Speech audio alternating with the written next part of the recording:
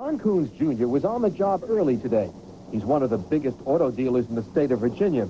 But today, he was trying to reassure employees that their jobs were safe, even though he has now put 8 of his 9 dealerships into bankruptcy.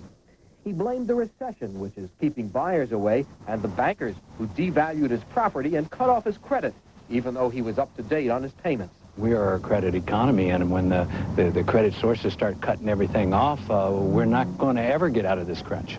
Nationwide this year, about 40 auto dealerships every month are going into bankruptcy or simply shutting down. The lending institutions are taking just a little closer look and maybe calling some of their notes.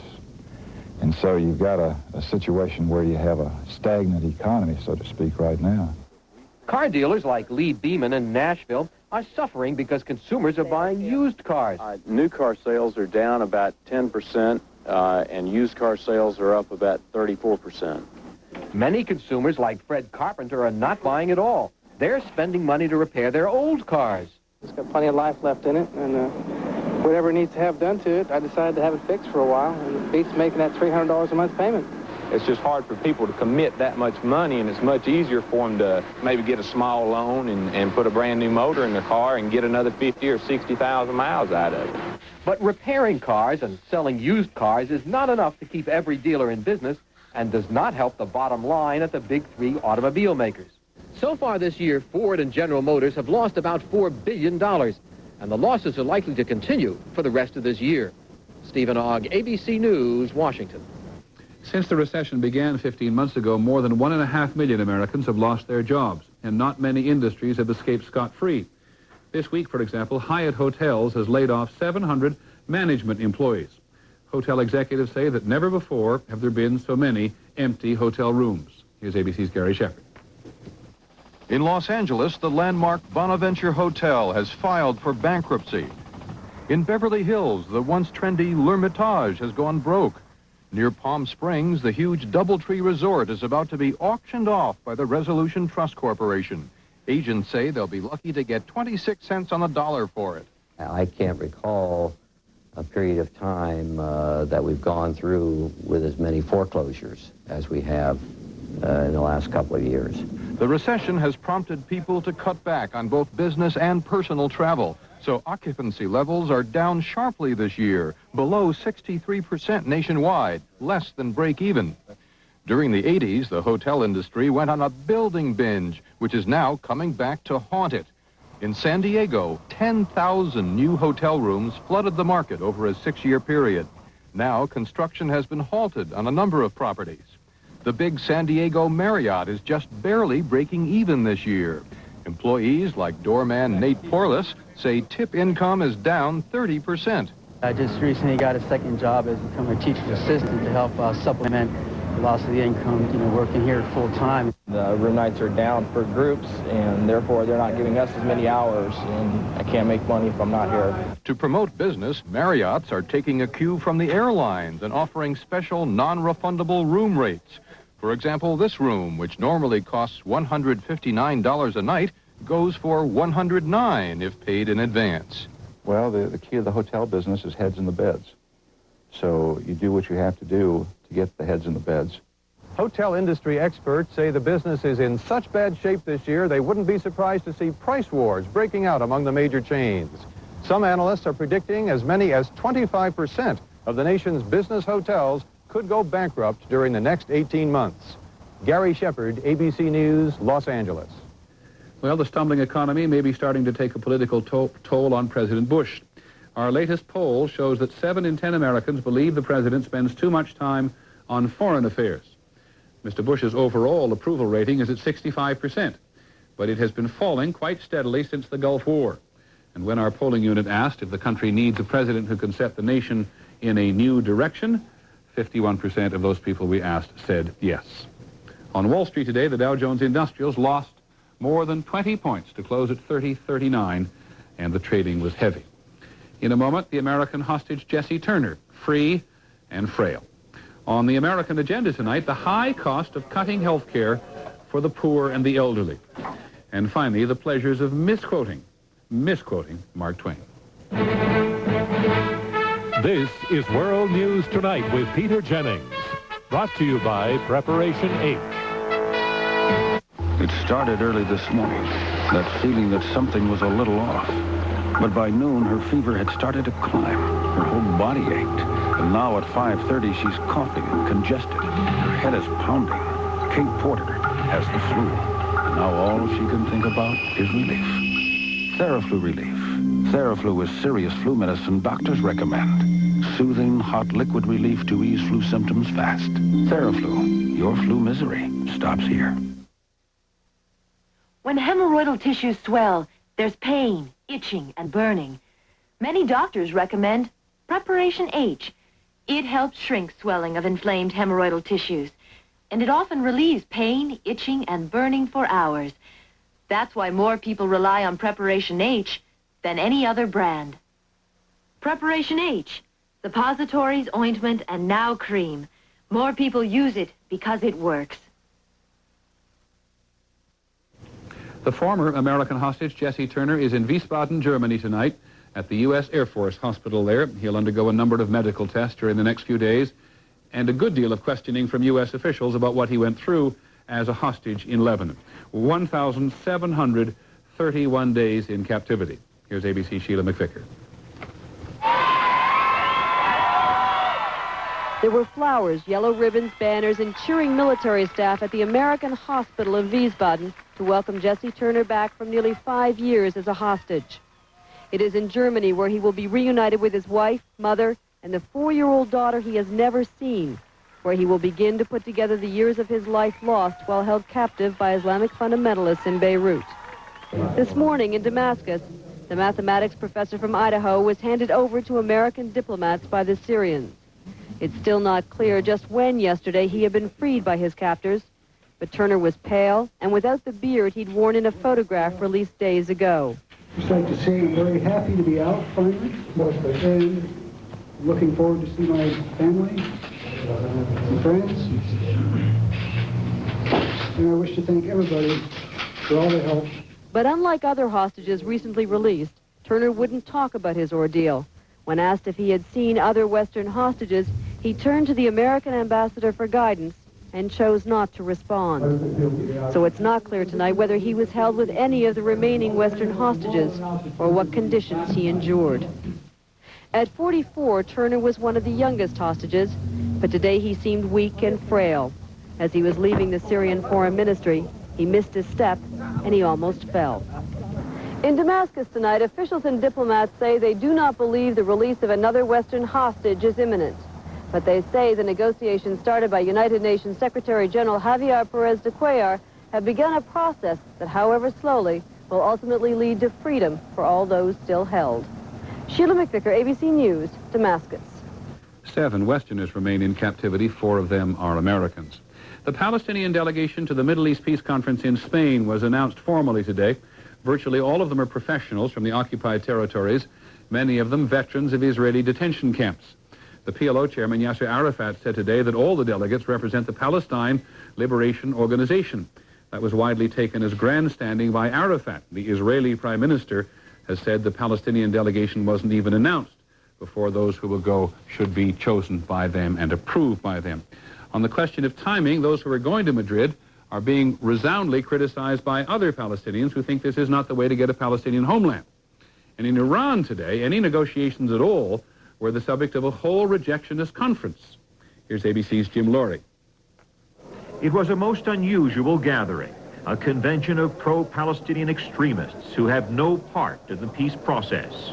They say the Madrid conference would lead to a sellout of the cause they have fought and killed for. There were mullahs and Marxists together at Tehran's old Hilton Hotel. There was Ahmed Jibril, a Palestinian whose group is suspected of having been involved in the bombing of Pan Am 103. There were radical leaders of the Intifada, the Palestinian uprising in Israeli-occupied land. The rhetoric was uncompromising, the entertainment unusual. Delegates were asked to sign up for a shooting competition with light firearms, valuable prizes to be awarded. They say the most valuable prize for them would be a free Palestine.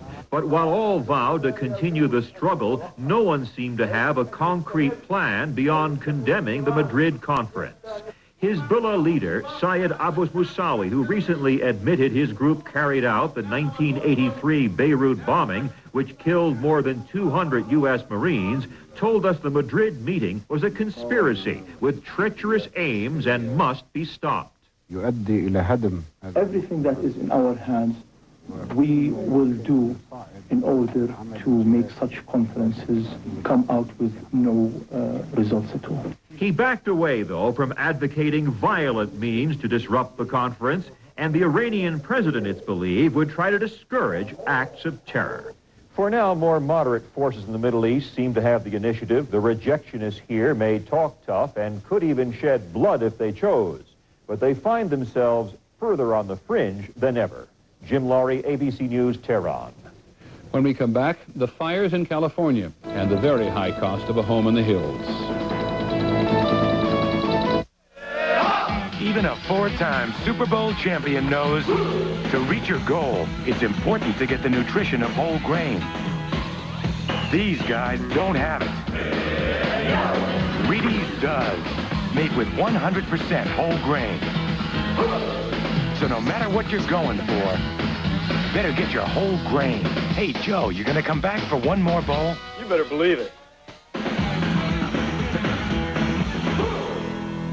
This man just finished an incredibly close and exceptionally comfortable shave with the Norelco razor. But to see how he got it, we have to go back to when he began to shave, not just above the skin, but below it. Here, our patented lift and cut system lifts the hair so when it's cut, it can actually drop below skin level without the blades even touching your face. Try it, and you'll keep going back to Norelco for a perfect shave. Norelco, we make close comfortable. Alaska. Cold, clear waters. This is where it begins. Red Lobster now brings you the Alaskan Crab Rush. When snow crab is at its sweetest, juiciest. Right now, enjoy 8 great crab dinners starting at just $8.99. The Alaskan Crab Rush. Before it's over, rush to Red Lobster. The White House today declared the burned-out hillsides around the California cities of Oakland and Berkeley as federal disaster areas. There are at least 16 people dead, dozens still missing, 1,800 houses and nearly 900 apartments burned out. Some people who live there are asking today why the damage was so extensive. The authorities say nobody should have been surprised. Here's ABC's Brian Rooney. The houses that once lined this ridge had a spectacular view. They were surrounded by trees and shrubs, providing an escape from the stress of life in the city. But people here knew the danger. They had been warned. A lot of the neighbors here were concerned because this is an area that's a very dangerous fire area, and there are fire hazard signs all along the road. Millions of Californians have escaped into the hills, the riskiest place to be in a brush fire. Because fire naturally travels upward, it's very easy for it to cut through a steep hillside development like there used to be here. If the houses are surrounded with underbrush and trees, that's just fuel for the fire. What also provides fuel are the wooden roofs on many of the houses. What we saw were the structures that were remaining. They all had red tile roofs. Some legislators are renewing the call for a statewide ban on new construction with wood shingle roofs. Only last year, Los Angeles County passed such a ban after fires in suburban Los Angeles. But the powerful California lumber industry took LA County to court and blocked the ban. There is evidence that smart construction helps. This wooden home with a composite material roof survived when everything around it burned. It's a Class A type roof, non-flammable, that prevents the falling embers to keep from catching that roof on fire. Even as the ruins smolder, Californians are building new wooden homes in the hills. Life in the California hills can be so serene, people tend to forget the reality of nature. Brian Rooney, ABC News, Oakland. There is disturbing news today about one of the most serious threats to the overall environment, the depletion of the ozone layer, that layer of the atmosphere which protects the Earth from the sun's dangerous ultraviolet rays. Today's report concludes that ozone loss is worse than anybody thought. Here's ABC's Ned Potter. Scientists probing the atmosphere used to think ozone depletion was at least confined to the North and South poles, and mostly in wintertime. But today's report from the UN says the Earth's ozone layer is thinning even over the United States. And it happens in warmer months when people and plants are most at risk. We now see a significant decrease of ozone, not only in winter, but spring and summer, the time people sunbathe, putting them at risk of skin cancer, the time we grow crops. Today's report says those crop yields could drop. There might be 10% more skin cancer in this decade and increased eye problems. The cause is chemicals, like the ones used in air conditioning, that escape and float skyward, destroying the ozone that protects us from the sun's radiation. 60 nations had already agreed to phase out the chemicals by the year 2000, but many say that's not fast enough. The scientists warned us. We didn't listen. We've taken limited measures belatedly. We now must do much more. The Bush administration says it's already ahead of schedule. There's no need to panic in response to this information. Public policy is going precisely where scientific data suggests it should now. Just a few months ago, scientists were saying the ozone problem was twice as bad as previously thought. Now they've raised their estimates again. That adds to the pressure to do something fast. Ned Potter, ABC News, New York. When we come back, tonight's American Agenda.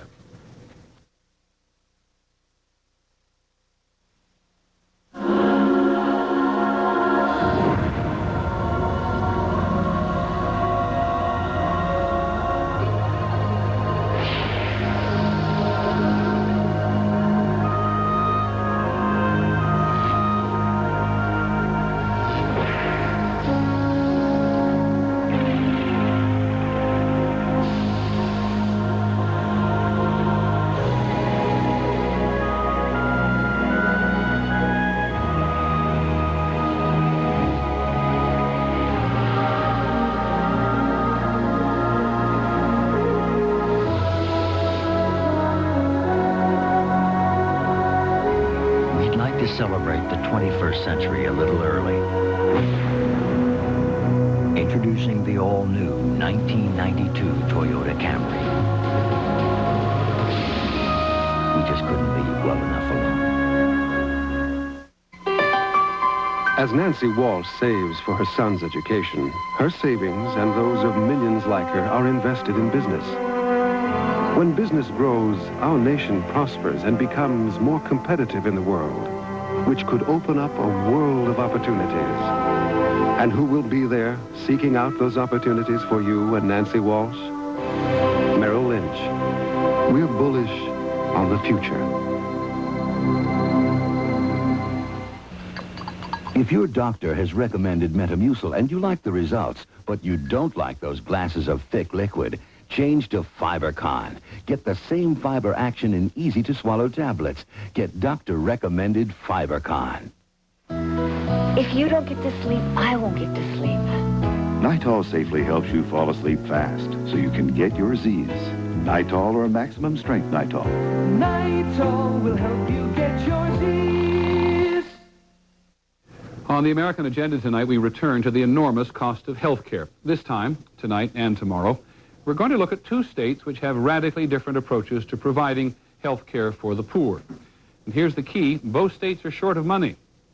Today, as a result, Florida decided to take a large number of people off the Medicaid rules. Nearly 30 other states are in the same position. It is an approach that is bound to cause suffering, and it may also cost a lot more money than it saves. Our agenda correspondent is George Strait.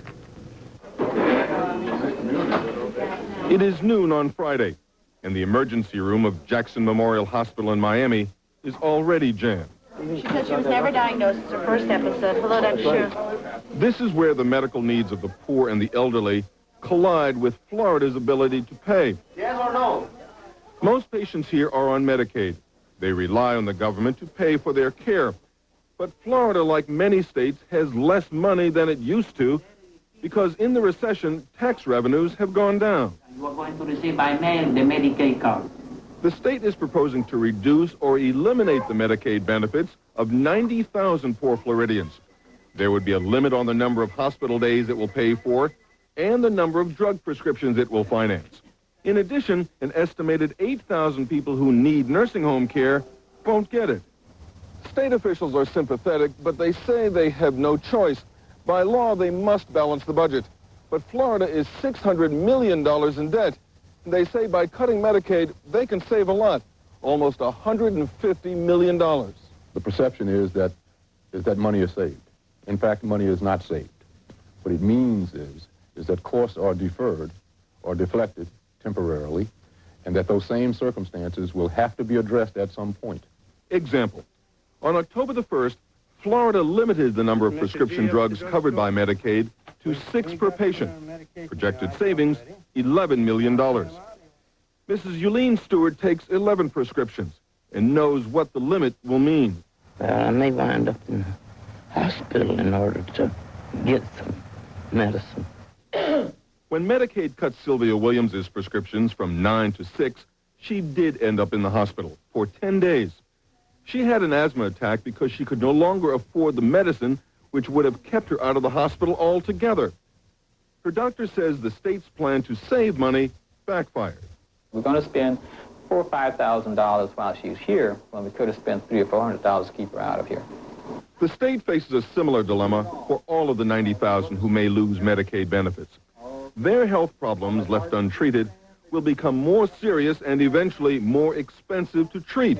We're not saving society a nickel. I think that's one of the things the American people have to understand. And that admission is from the man who actually designed the Medicaid cuts in Florida.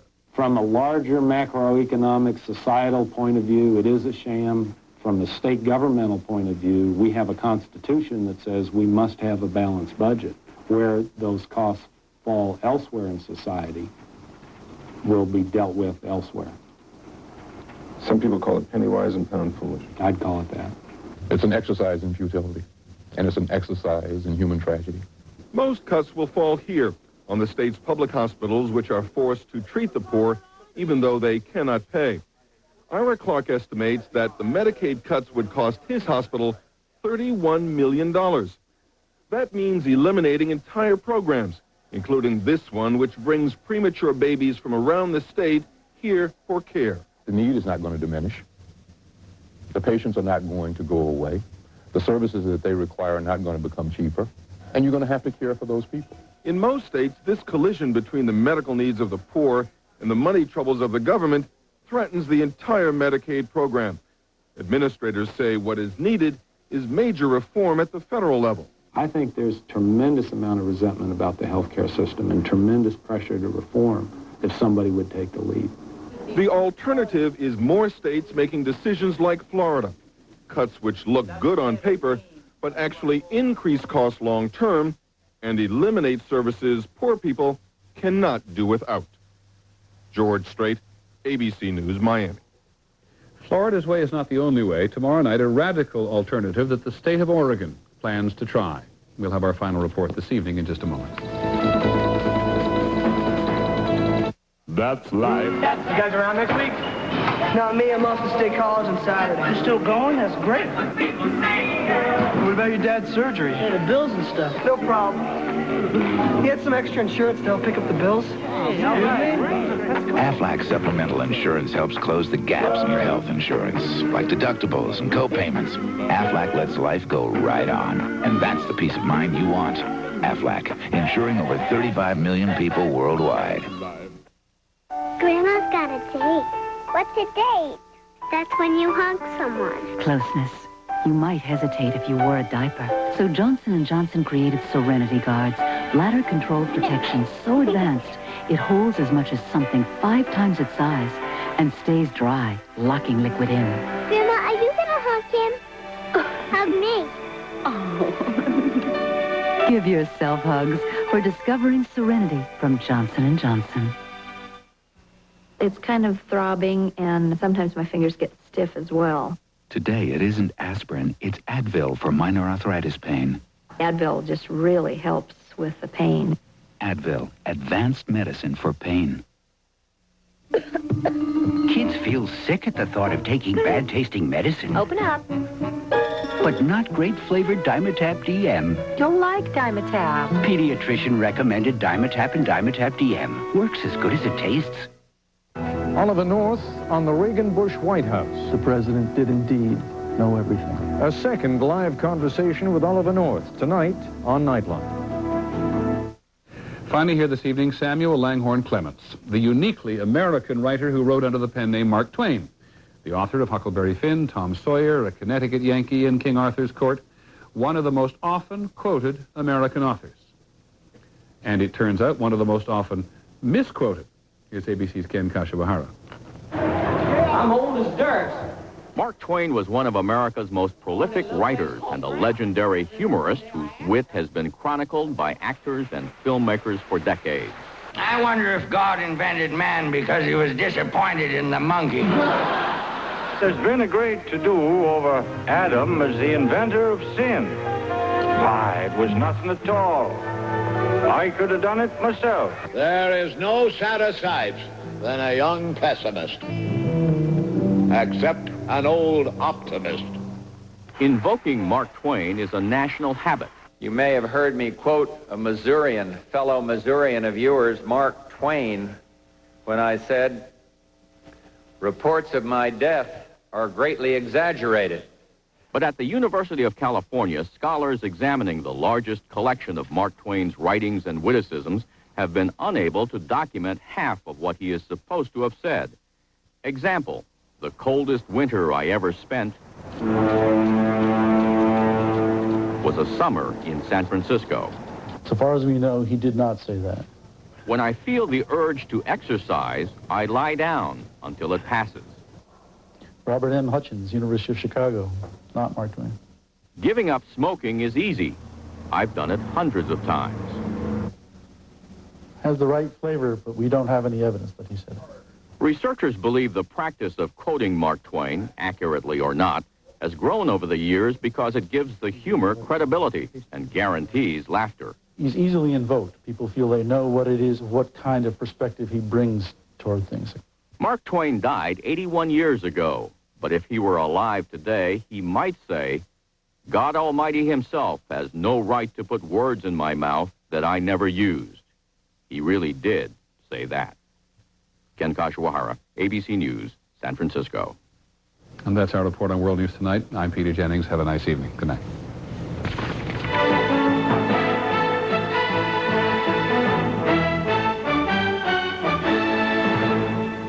This has been a presentation of ABC News.